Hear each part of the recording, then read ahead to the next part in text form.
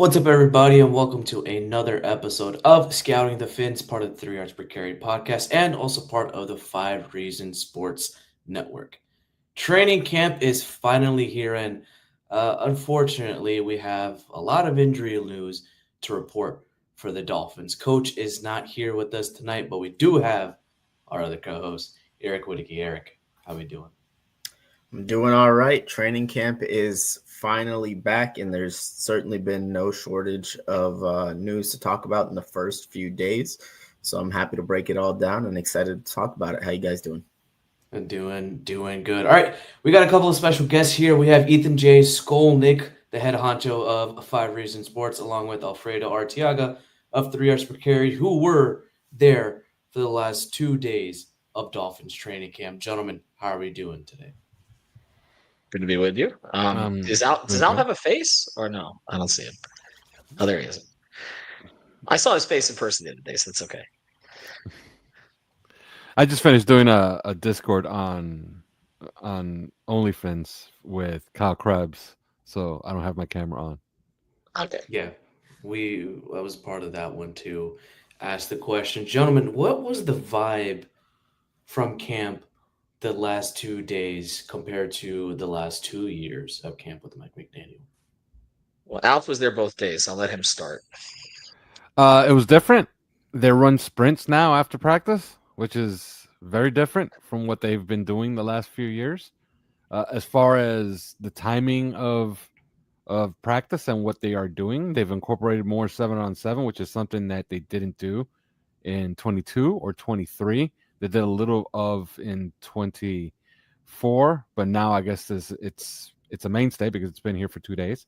They still do their 11-on-11 stuff, and they still have the same individual drills, but they've been 2 days on the far field, so we haven't been able to listen to the coaches interact with the players yet. I think that's happening on Saturday when the fans show up. Yeah, guys, Ian? No, I mean, the first day, the only thing that I gathered, and again, Alf is like he's saying, it's hard to really hear stuff. The first day they were inside for a little while and then moved outside when they weren't expecting lightning anymore. I think it was interesting to me, and Alf and I were both there for day one. That to me the most interesting thing obviously was what Tua said, and I think specifically the two things. One about his wanting to be more selfless in his decisions to slide or not and take the entire team into consideration on that. And then obviously the big conversation is Tyreek. And I just think that if, you're hearing him step into his voice more and more as a leader over the past 2-3 years. But I also think it stuck out to me in the respect that, we're in training camp now and this still isn't like resolved. It's like, so it's a little of both. I think it's positive that Tyreek seems to be taking these steps, but I'll throw this one back on Alf because I'm trying to think of an example where an issue came to training camp that we thought was going to be a problem, and it somehow just resolved itself and was not a problem again. I can't think of a lot of those in Dolphins history. Typically, when there is a problem that comes into camp, it festers. Did you see this festering? I'll give you one that fixed itself, but it fixed itself with a ton of money, which was Xavier Howard. Brian Flores' last season here, Xavier Howard asked for a trade. People forget. He asked for a trade. And then they're doing this dance back and forth where they were saying he was under contract, and Brian Flores essentially, I guess, did not care if they did trade him or not. I guess Chris Grier refused. I guess that was the first of many times that Chris Grier and Brian Flores butted heads, because 2 weeks into training camp, Xavier Howard had a new contract, and he was a Miami Dolphin for 3 years after that. Okay, I remember. So that's the only one. So that was the only one. That, but money can't fix this one. That's the problem, right? They did that. They did that once already. Issue. Right. Yeah, they did that already. Right. So right. Now, that'd be something if Tyreek can manage to get himself another $30 million out of this. Oh, there's no way. There's no way. I mean, that ship has sailed. But that to me, that's the big thing. I mean, that and the cornerback situation, and whether or not there's anybody that can be trusted in that cornerback room other than Kohu. I feel like those are really the two biggest issues I think so far at the start of camp. And in addition to the injuries, of course, which we're gonna have those in every camp. Like I was there when Yatil Green blew out his knee right in front of me. Okay, on the very first day after he was a first round pick, like there have been catastrophic injuries in the first week of camp. So having an injury here or there is. I mean, Jalen Ramsey happened right after he got acquired, right? So this kind of thing happens all the time. Yeah, Ryan Tannehill running out of bounds in his second practice of training camp. Tannehill blows out his knee, and a week later we had the Jay Cutler experience. That's right, with a cigarette. Yep, yeah. Exactly. So what you talked about the Xavier Howard thing, and I think it's a great segue because it seems like the Dolphins, it's an annual tradition every training camp to have some sort of contract dispute going on. As camp is kind of in its throes. And the Zach Sealer situation is interesting, especially in light of the Christian Wilkins news that dropped earlier today. And it just kind of brings to mind the situation with Christian Wilkins and the team a couple of years ago now. Just based on the sense of that training camp versus this training camp, how similar do those two situations feel? And do we see maybe the same kind? Do we see it playing out kind of in a similar way, or is Zach Sealer going to end up actually being a guy that gets paid at the end of this? Well, what I find the most interesting about all of this is that I think Florio and Pablo Torre had the best video of at least a month. They did a video that was titled, "Why is the NFLPA in such chaos?" Well, for starters, all their videos got everybody fired at the NFLPA, so that's why they're in such chaos. But remember what came out from that? J.C. Treader was essentially telling players, "No, your final year is not really your final year under contract. That is your year to start extending." And he kind of put it kind of bluntly, like, "Yeah, you could fake injuries now," and that's why the NFL filed a grievance, and they actually won. And they buried it. And that's what Florio and Pablo Torre brought to light. It's happening all across the league. Like, there is no such thing as playing out the final year of your contract anymore. And I thought it was refreshing, kind of strange, to be honest with you, that Zach Sealer was asked today about his contract situation, and he poo-pooed it, and he said, "Yeah, no, I'm on the team, and I'm playing." And that's that. Because if I were no drama for once, right? Like, no drama, which is for odd, once. because if there's one guy that he's being robbed. let's just put it bluntly. But Alfredo, he's also the one guy that I think, just based on his demeanor since he's come to the Dolphins, that you wouldn't expect to sort of stomp his feet, right? Like, it just doesn't seem to be in his personality to do that. No, it really hasn't been. He's had 2 contract negotiations, and they've gone rather quickly, and they both came out kind of favorably for the Dolphins both times. So yeah, so the one I'm interested in seeing, and that one's going to be a doozy, is next summer with Minkah Fitzpatrick. That's going to be fun. Mm-hmm. So with this whole Zach Sealer stuff, we see how culture changes teams especially with the Heat and the Panthers. I think he's one of those glue guys, those leaders on the defense, but can that blueprint that Zach Sealer embodies, can it spread to the entire locker room from defense to offense to special teams? No, impossible. No. And I'll tell you why. No way. That's like what the Heat did 2 years ago, where they found Max Strus and Caleb Martin. Imagine if the Heat did that every single year, but times 5. Like, they found 5 UDFAs out of nowhere that became rotation players in the NBA. Well, guess what? The Miami Heat would probably win a championship by now, because they would have monetized all those guys for draft picks, and they would have used those draft picks to get stars.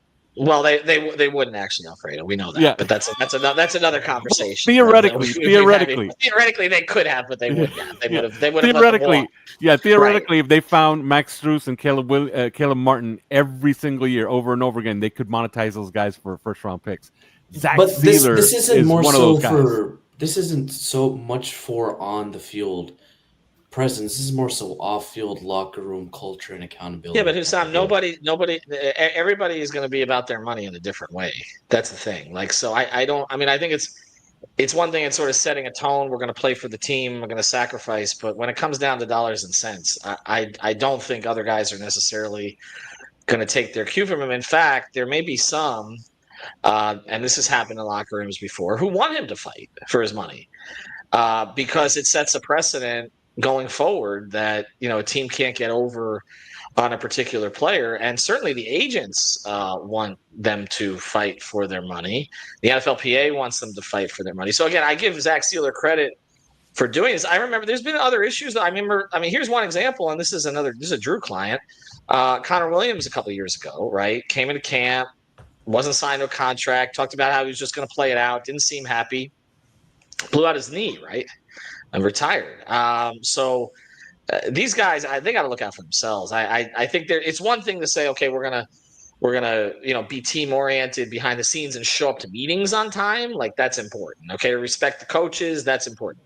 But when it comes to money, I don't think that. Alfredo, am I wrong? I mean, I feel like the guy, every guy is going to handle that differently based on what their own needs are. Absolutely. And the NFLPA may be in complete total chaos, and they may be the weakest of all the unions in professional sports. But I don't think that their agents are weak, because David Muglietta, if you could follow him and see his work, that guy is a wonder. Because not only when the NFL is colluding, think about this. The NFL is colluding against second-round picks to not pay them guaranteed contracts, essentially because the Texans and the Cleveland Browns are so bad at this, right? Mm-hmm. And what do a few teams do? They get guys to capitulate to 90% guarantees. David Muglietta sits there right behind the Dolphins, unfortunately, right behind the Dolphins in the draft order. And he says, no, 100% guarantee or nothing. Sure enough, he gets his client signed for 100% guaranteed. And within, I think, 2 hours, the Dolphins signed Jonas Avainea for 100% guarantee as well. So they have really good agents, bad union. But, yeah, it's look, this next CBA in 2027 is going to get ugly. And I do expect a lockout for sure in 2027. Mm-hmm. So we're talking about one more season. So everybody's like, my God, that's so far away. It's just one more season. It's kind of interesting because two of the biggest headlines coming out of the first day of camp were injuries. But when I think about like the roster top to bottom, it kind of, now hopefully everything is good with Matos and Artie Burns, hoping for a speedy recovery for those guys. But as far as the rest of the roster goes, it kind of feels almost as healthy as a Dolphins team has been coming into a season. Don't jinx it now. Don't jinx it now. Don't jinx it now. I don't want to. Don't jinx it now, Eric. You said it. Well, what he's saying is that. Okay, let's just spit it out here. Some guys' injuries matter to the success of a team, and some guys don't. Right? Like, that's really it. And so what we're kind of saying is they haven't had one of those yet. And as long as they don't have one of those, they have a chance. But I guess the issue is, like, how deep is this roster and where can they actually sustain injuries to core guys? And I mean, it's pretty clear, like, in the secondary, you don't have a lot of wiggle room, right? Particularly out at boundary corner. I mean, I don't even know who's going to emerge there, but that's certainly a place you don't have a lot of wiggle room. And then you have the issues of guys, pass rush, which should be a strength, but you have multiple guys who are coming off catastrophic injuries. And so that could take a hit there. And of course, on the offensive line, one key injury on the offensive line is problematic. And of course, a quarterback. So, and then, I'm waiting. I hate to say it, but I'm waiting for the Waddle hamstring pull that keeps him out for 2 weeks. So I know he had a big catch there, that they spotlighted, but they don't have. I mean, Alfredo, how would you grade their depth? Like, if I was to say to you, the depth of this roster from a 1 to 10, 10 being the best compared to other teams around the league, what would you say? It's a solid 5 because they're deep. They're deep in a couple of places. They're deep on edge. They're deep at linebacker. Like, I really like their linebacking core. I like what they did, especially since they remade the entire room. So that was very, very nice work. I like the interior offensive line, but they're paper thin at tackle. Like, they really cannot take an injury to Austin Jackson or Patrick Paul. But on the interior offensive line, they're pretty good. And I like their wide receivers. But, of course, you lose a Jalen Waddle or a Tyreek Hill, you're losing a star. You're losing one of your better players on the team. So, yeah, it's a solid 5 because it's patchy where they have depth and where they don't have depth. I got a great stat that Kyle Krabs gave to me. Since Bullygate, okay, we're talking about 2013, all right? Mm-hmm. It's the year of our Lord 2025 now, so it's 12 years later. Right. The Miami Dolphins have had one season where they've had 2 offensive linemen play in excess of 1,000 snaps in consecutive seasons. Yeah, and I think since the Mike McDaniel era, there's only been 2 games where you've had the starting 5 offensive linemen from training camp into the season actually play. And I think that's the biggest key to this. You have Patrick Paul and Austin Jackson healthy. Yeah, by the way, the follow-up stat, games, I think you're going to do well. Yeah, the follow-up stat to that stat, Hussam, is those 2 games, they scored 45 points and 70 points. Yeah. And I think that's probably why they loaded up more so on the interior, because they have certain swing guys that can play swing tackle in a pinch. Now, the drop-off from Austin Jackson, as we saw last season, specifically in the run game, when I take a look at some personnel runs, specifically out of 11 and 21 personnel, they're not running to the left at all. They're not running to the B or the C gap in the left. They're more so going towards the boundary side, which is usually they're not running to the right. Pardon me. They're not running to the right where Austin Jackson plays at, or whoever the swing tackle would be. They're running more so towards the left and a little bit more so towards the boundary side. I'm turning these things and I'm noticing like they're putting extra blockers on the boundary side, whether it be Julian Hill, Malik Washington. You're having Liam Eichenberg come in and be the pin pull card. They're running more from there. So if Austin Jackson is out, expect to see that same type of consistency in runs, more so towards Patrick Paul's side and with extra help and extra blockers. Mm-hmm. Yeah, another follow-up to that stat, the Buffalo Bills have had 2 consecutive seasons of having at least 5 guys play 1,000 snaps. So if you're doing the math, the Buffalo Bills have had 5 times as many guys play 1,000 snaps as the Dolphins have had in 12 years. Is that a structural thing, Alfredo? I mean, is that? It's a Chris Greer thing. So much. That's what I'm saying. There's been, I know Kaufman, I know CK has been on this, but like, is that because it seems to me like, again, he's taking some chances on guys with some injury history. But there's also training that goes into this, right? There's also and then there's also luck. I mean, there's all of those elements, right? Yeah, it's training luck. Yeah, it's easily 50% luck. Okay, so you just got to be lucky. But it is also, look, Chris Greer has tried to exploit a market inefficiency. He thinks, and look, it's at least a philosophy. He's just not throwing stuff at the wall hoping that it sticks. He thinks that players that have injury histories are undervalued in the NFL. So he's going to go out there and get them in free agency. Think about it. When he signed Teron Armstead, what was the talk all over Twitter? My God, Chris Greer for president. Remember? Everybody thought Chris Greer was a god for getting Teron Armstead for $18 million a year. Well, if you extrapolate that and you do it per game, you essentially were paying Teron Armstead around $24 million a year. So you were paying him as the highest paid left tackle in football.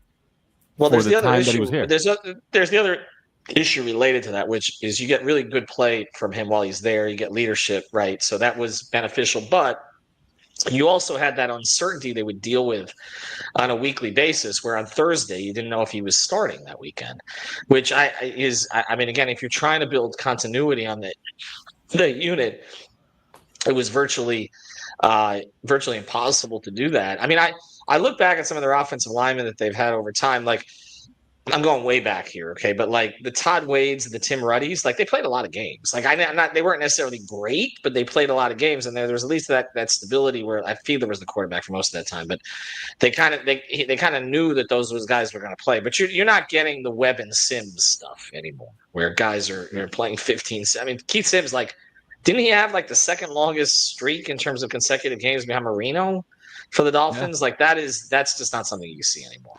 Honestly. Yeah, no, and Richmond Webb was for years and years and years. You knew he was starting at left tackle. He was right there on Dan Marino's blind side. You knew he was going to be there.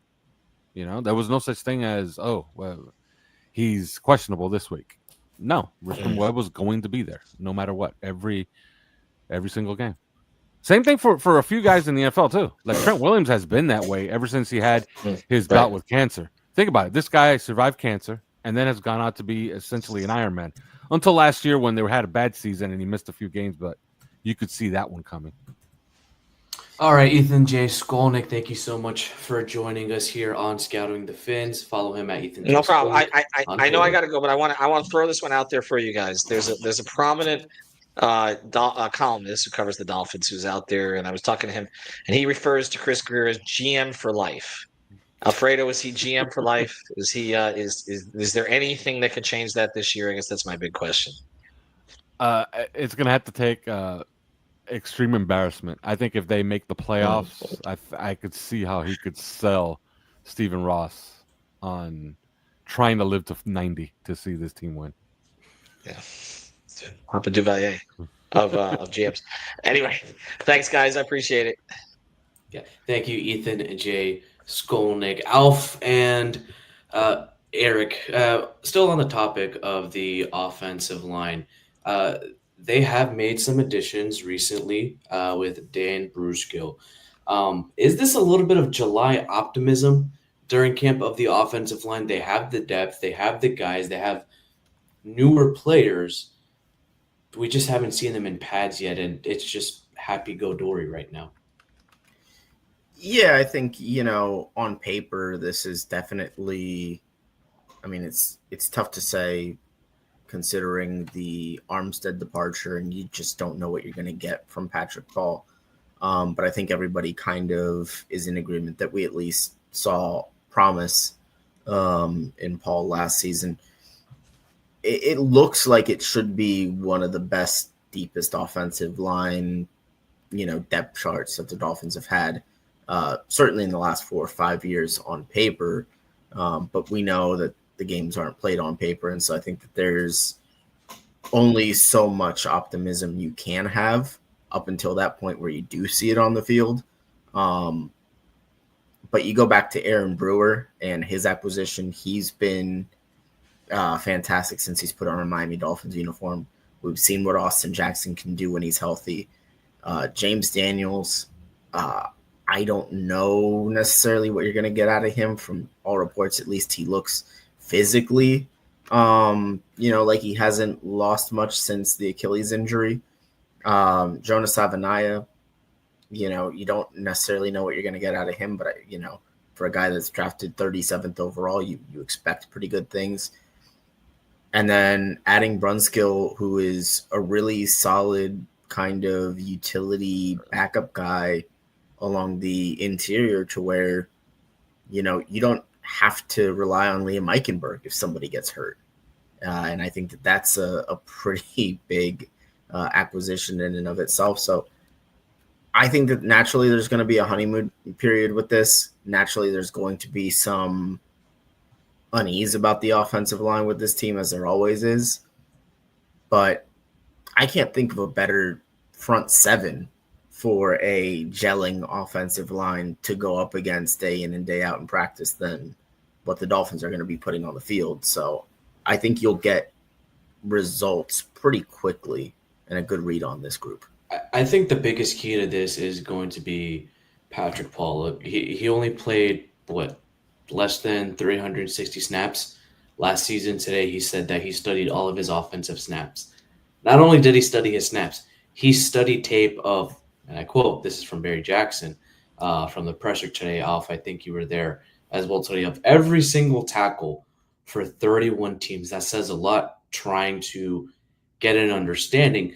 But it also tells me that the Dolphins are looking to run a lot of diverse things this season rather than sticking to their bread and butter. Yeah, I would expect a little bit more inside zone running this year and a little bit more diversity in the run game. A couple of players have already mentioned some of that. Back to Daniel Brunskill, I absolutely love that signing, and I said so at the time. I'd said it before the start of free agency. I wanted him as the third guard. I wanted to fill both guard spots with either James Daniels and Will Hernandez, and then bring in Daniel Brunskill because he's a guy who not only can back up both guard spots and do it adequately, he also knows the system inside and out. Played on two very, very good 49er teams. Started on two very good 49er teams with Mike McDaniel. But I've seen his tape from just last year. And in my opinion, I think he's a starter level. He's a starter level or starter quality player at center right now. So he's a guy that can play three spots. And if you told me right now you didn't have Aaron Brewer for 4 or 5 games, I'd be just fine with having Daniel Brunskill in there to take his spot, because I do believe he's a high level center, especially based on his play last year. Remember, he played 700 snaps last year, give up no sacks, allowed, depending on who you believe, PFF or Pro Football Reference, 7 pressures or 11 pressures, and he had 3 penalties. And remember, he played center, left guard, and right guard last year. So yeah, this is a high quality. Like, look, you're not signing this guy to start 17 games. But if this is your third guard, this is a very high quality backup to have anywhere in the league. He's one of the better backup guards, backup offensive linemen, especially on the interior, that you can have.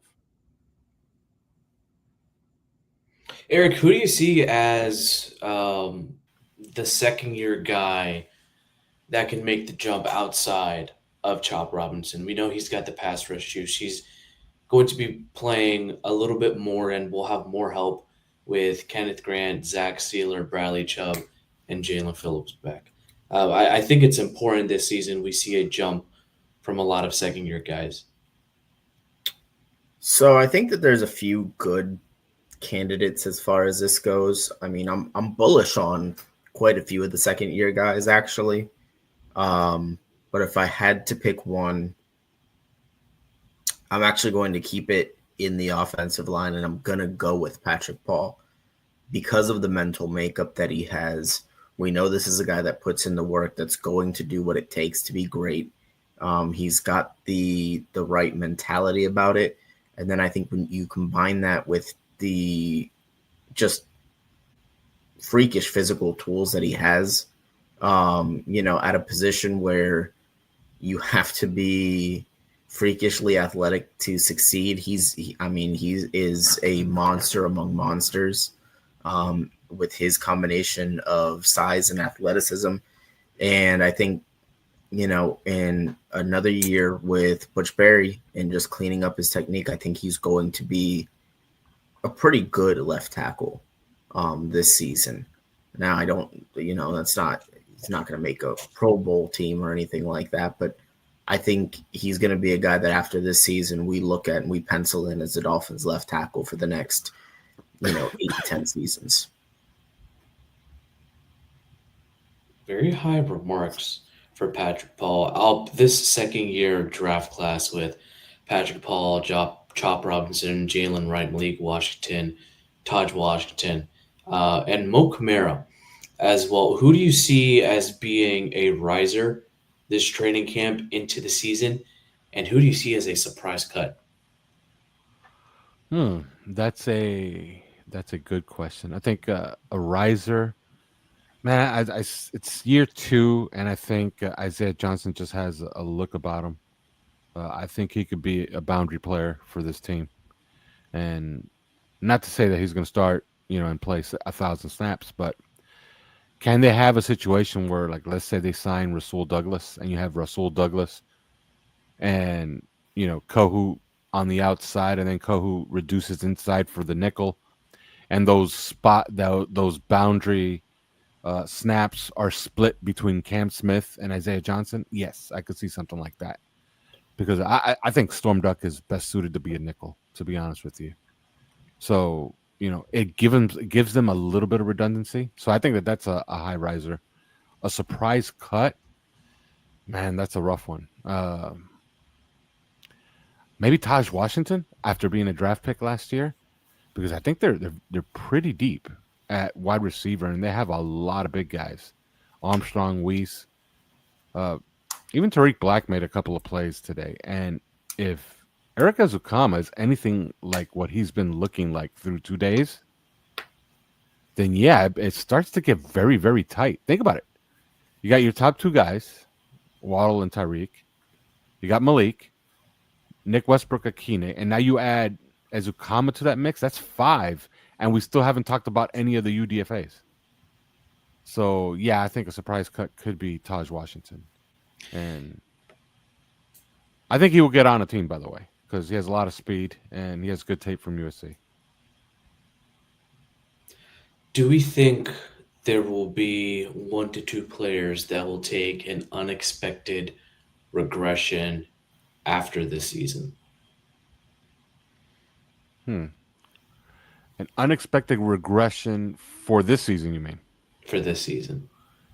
That's a look. I think Chop Robinson is perfectly situated to progress further because his role is going to be reduced. He was asked to do much more last year than he's going to be asked to do this year. He's essentially the third pass rusher now, so he's going to be picking up like low-hanging fruit all the time. He's going to be rushing at the best times, like 3rd and 11, 3rd and 14. That's when he's coming into the game. So he's going to have the most opportunities to affect the passer. So yeah, he could have one of those seasons like Trace Armstrong had in, I believe, 98 or 99, where he was averaging almost a sack per like 8 snaps, and he was only playing on 3rd downs, and he ended up with 16 sacks that season. So I think you can have a season where if both are healthy, if Bradley Chubb and Jalen Phillips are healthy, that both guys will out-snap Chop Robinson, but Chop Robinson will have more sacks than those two. So I think that's a possibility. Eric, we've got a pretty crowded running back room with Devon Achane, Jalen Wright, Ollie Gordon, Nate Noella, and a couple of other UDFAs. There's a lot of camp buzz about Jalen Wright. He changed his number from 25 to 5, taking Jalen Ramsey's old number. He's got a lot of speed. He also forced a lot of missed tackles in his limited time in getting carries. There was something I found last season where he and Raheem Mostert almost had similar amount of carries, but Jalen Wright had more yards per carry, more broken tackles, significantly more broken tackles, about 20% more than Raheem Mostert. And he also had a better rushing yards over expected.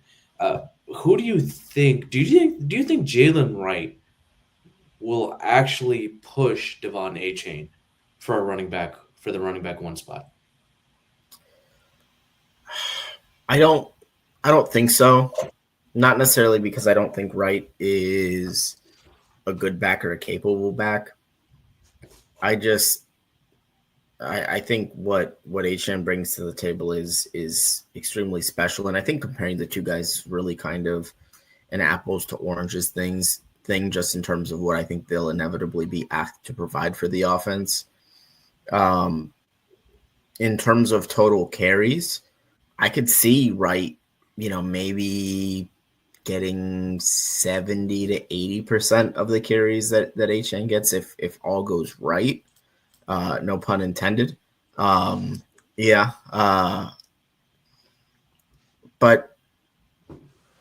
I don't think he pushes Achane for, a majority of the snaps in the backfield on a given play. And I honestly think that, even kind of just talking through this, I haven't mentioned Ollie Gordon once, and I think there's a chance Ollie Gordon gives Jalen Wright some competition. And again, because I'm high on Ollie Gordon and what he could bring to the running back room as a guy that's more of a physical runner. So I think Wright takes a step and is clearly the RB2 this year in a way that he necessarily wasn't last year. But I think Achane is very, very, very clearly number 1 in the pecking order in the running back room. Alf? Yeah, I tend to agree. And I think Jalen Wright, the good news is that, man, if he just gets the playbook down and just understands what he has to be doing at all times, he's going to be a good player. Okay. You saw it all last year. Like, he really did not have any bad moments. And in fact, I can make an argument that there was so many games where you were wanting to see him more. One game that reminded me of this was in Seattle. His last carry against Seattle was a 9-yard run where he ran over 3 guys, and then he never got into the game again. And at that point, it was just a 7-point game against the Bills. He rattled off a few runs. They decided to sit him down, and they brought in Mostert, and that was the drive where Mostert fumbled. Jalen Wright, when asked to do simple things and just run outside zone, inside zone, he's always been impressive. So I do expect a big season from him. But no, he will not supplant Devon Achane. Devon Achane is a guy who has a ton of versatility. And look, those snaps are going to be tight. Look, they brought in Alexander Madison to do one specific role. He's a short yardage back. And Ollie Gordon's 6'2", 225 pounds. And if you watch him out there, he's every bit of it. Like, you can tell this is a big guy, you know? And we're only a year removed from him being a Heisman candidate at running back. So this is a guy that they should take a very long look, all right? And I think in preseason it's going to be a lot of fun this year because there's going to be guys that are going to get the ball. Like those UDFA wide receivers are going to get the ball in preseason, and Ollie Gordon's going to get carries. So you're going to get a very long look at all these guys. Alf, before we get out of here, what has the Dolphins rookie class look like, namely the 3 defensive tackles and Jonas Avenaya? Well, Zeke Biggers has been getting name-checked by everybody, and you can see why. Like, he's lengthy. Played out of position last year at Georgia Tech, and now he's going to be in a much more natural zone, a more natural role. So I expect some things from him. Kenneth Grant, as advertised, he looks every bit the part. Giant guy, and he can move. Jordan Phillips, what I find interesting is that he's mirroring Benito Jones, and I've said this before. I wouldn't be surprised if he takes over Benito Jones' 0 role by mid-season. And that's kind of what you want, right? And the 0 role is, we're talking about a 15 to 20 snap per game role. It's not a full-time job. But I think he could do that well because he is absolutely strong. So, yeah, I like this group. And I like them going into the draft. Like, Zeke Biggers was a guy that I did not have in my top 10. But I created 3 tiers where you needed to have at least one from each tier to rebuild the entire defensive tackle room. And they actually grabbed one from each of the tiers. And they took my number 1 guy in Kenneth Grant.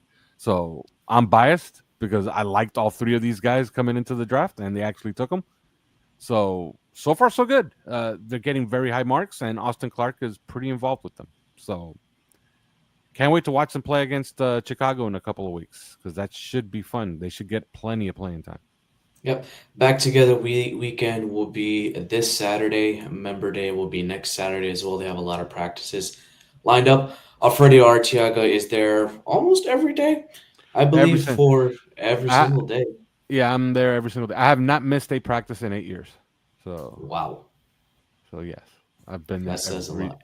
Every day for 8 years. Yes. Yeah, and if you guys want exclusive vetted camp reports, make sure you check out the OnlyFins Discord ran by our very own 3 yards per carry members. $4.99 for all access, just $4.99 a month to get verified, actual vetted news and information, not the hunk of junk you receive on Twitter or certain Facebook groups. Eric, thank you for being a great co-host. We miss Coach. Hope he is doing well. Stick with us here on Scouting the Fins, part of the 3 Yards Per Carry podcast network, also part of the 5 Regions Sports Network. As always, y'all, go Fins.